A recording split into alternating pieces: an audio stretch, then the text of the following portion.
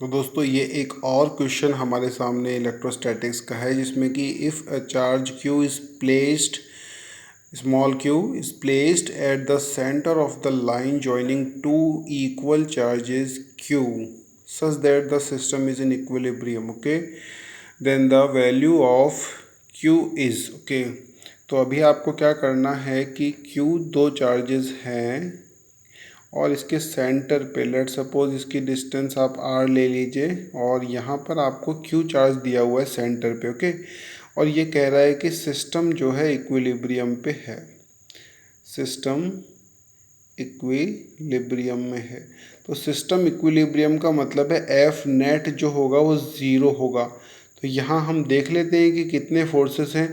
तो ये दोनों चार्जेस की वजह से एक फोर्स होगा और उस फोर्स को काउंटर बैलेंस करेगा ये वाला चार्ज।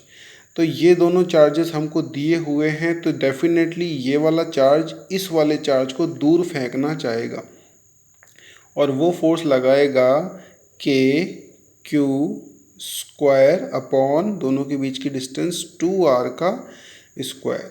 अब सिस्टम इम्बैलेंस हो गया है, सिस्टम इधर की तरफ जा रहा है, लेकिन थर्ड चार्ज को हमने सेंटर पे रख दिया और इस तरीके से रखा है कि वो क्यू एफ नेट को ज़ीरो कर रहा है। तो डेफिनेटली उसको इसके बराबर फोर्स इधर डायरेक्शन में लगाना पड़ेगा, ओके।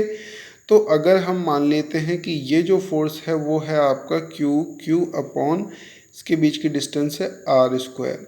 तो अगर हम इन दोनों को बराबर कर दें तो हमारे पास क्यू की जो वैल्यू आएगी उसके हिसाब से ये एफ नेट ज़ीरो हो जाएगा। तो के से के कटता है, क्यू से क्यू कटता है, आर स्क्वायर से आर स्क्वायर कटता है और क्यू की वैल्यू आती है क्यू बाई 4, ओके।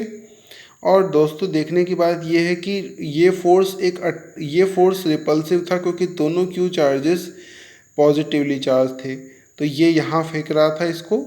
तो दूसरा चार्ज जो ये वाला चार्ज है इसको खींचना पड़ेगा। अब ये पॉजिटिव है तो डेफिनेटली इस चार्ज को नेगेटिव होना पड़ेगा। तो Q की वैल्यू -q/4 आएगी, ओके।